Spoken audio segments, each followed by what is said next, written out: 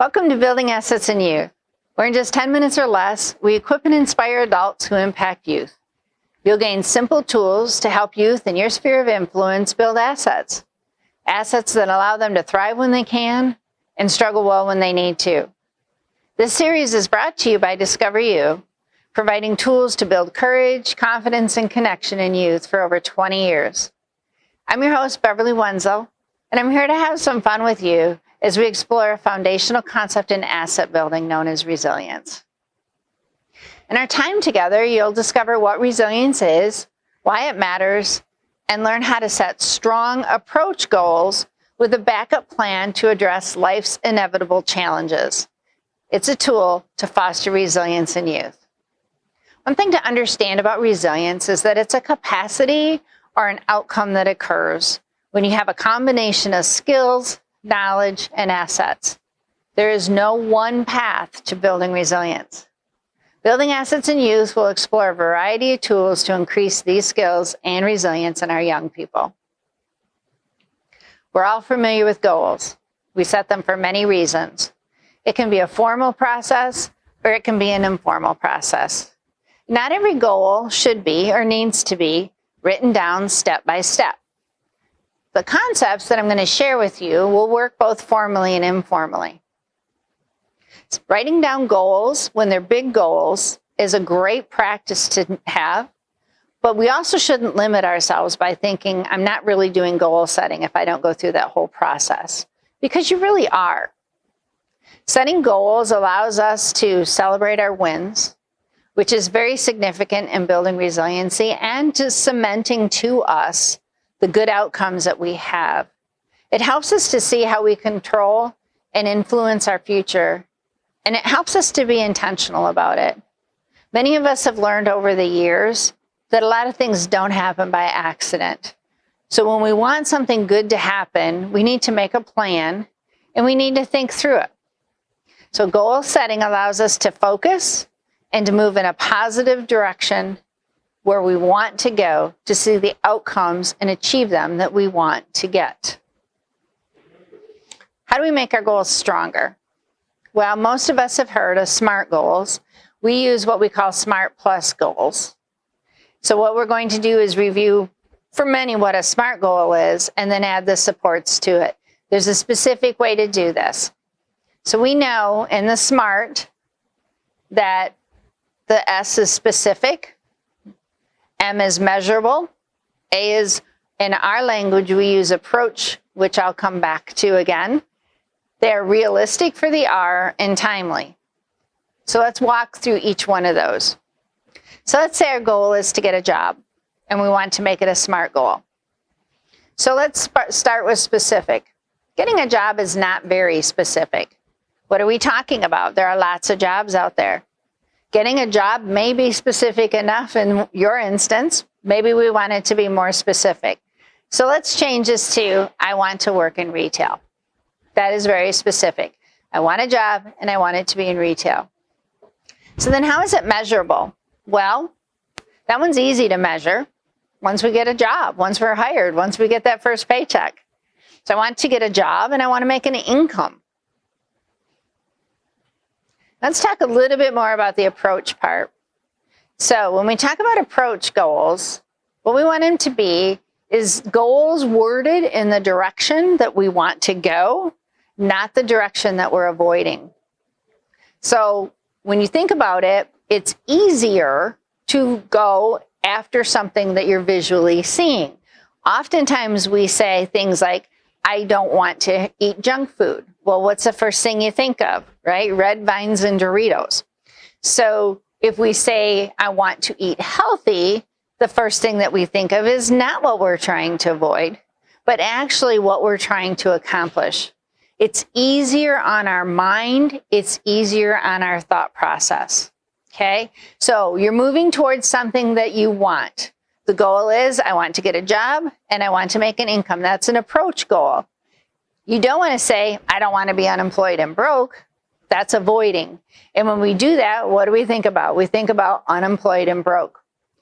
Those positive emotions, that approach direction, has significant impact on the way we feel about things. Okay, so approach goal, they used to say it was attainable. Stick with approach. It helps us to ensure that the goals that we're doing and setting is where we want to move. You can't not think about something when you bring it up, right? So what we want to be is heading in that direction and not being counterintuitive, setting ourselves backwards, focusing on what we're avoiding. Realistic, that's the R. Is it realistic for us to find a job? Absolutely. It might be unrealistic to work for NASA without an education based on your current circumstances. That might be an unrealistic goal, not unattainable. You could eventually get to that. But again, depending on the time frame that you're working with, right? But a retail job, that's within my skill level and my experience. So that is a realistic goal. And then timely. Time goes on very quickly. We lose track of time. It's important that we are time bound in our goals. So you want it to be a realistic time frame. Will you get a job within the next 30 minutes? Maybe not. Can you get one in the next 2 weeks? That might be realistic, or maybe it'll be a month that might be realistic. Whatever works for you in a timely fashion. So our week goal that started out as, I want to get a job, has become a SMART goal of, I want to get a retail job and earn an income, and I'd like to do that within 2 months. Okay? That's part one. Now I said they were SMART plus goals. So there's a few things that we can add that help increase the likelihood of our success. One is primers. These are conscious or unconscious cues that remind us to do what we do and keep going in the right direction. So usually they're highly visible, and we like to keep them in front of us. So maybe you're putting a sticky note on the bathroom mirror, or maybe you have a bracelet that you put on that has an image of the vacation you want to take once you get your first paid vacation from work. But it's something that reminds us on a regular basis of the goal that we want to achieve. It should be inspiring and accessible. Plan B. You should always have a plan B. We didn't set goals because they were easy. We set goals because they were hard. We set goals because things get in our way. We need to plan that something's going to go wrong so that when it does go wrong, we're not surprised, we don't give up, but we're ready to take action and move forward. Okay?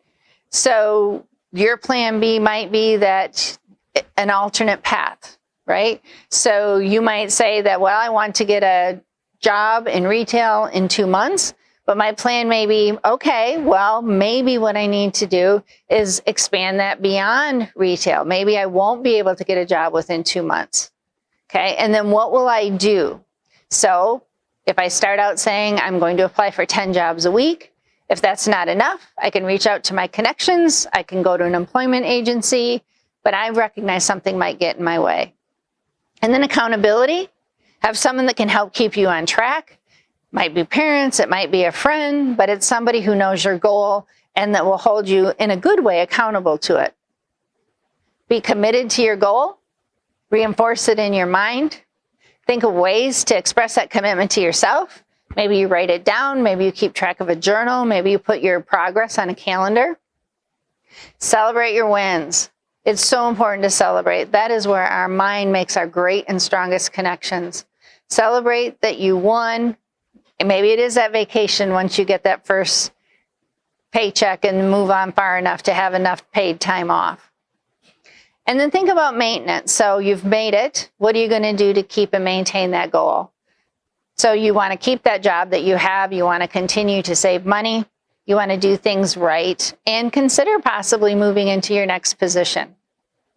So how does it feel to look at goals this way? Right?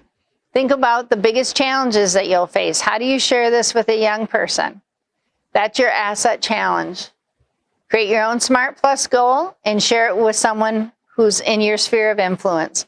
Make sure it's specific, measurable, it's an approach goal, that it's realistic and timely. And don't forget the plus part of adding primers, a plan B, an accountability partner. Be sure to celebrate and then maintain your success. In our time together, you discovered the importance of building resilience and using strong goals in which to do that. See you again as we continue to build assets in youth.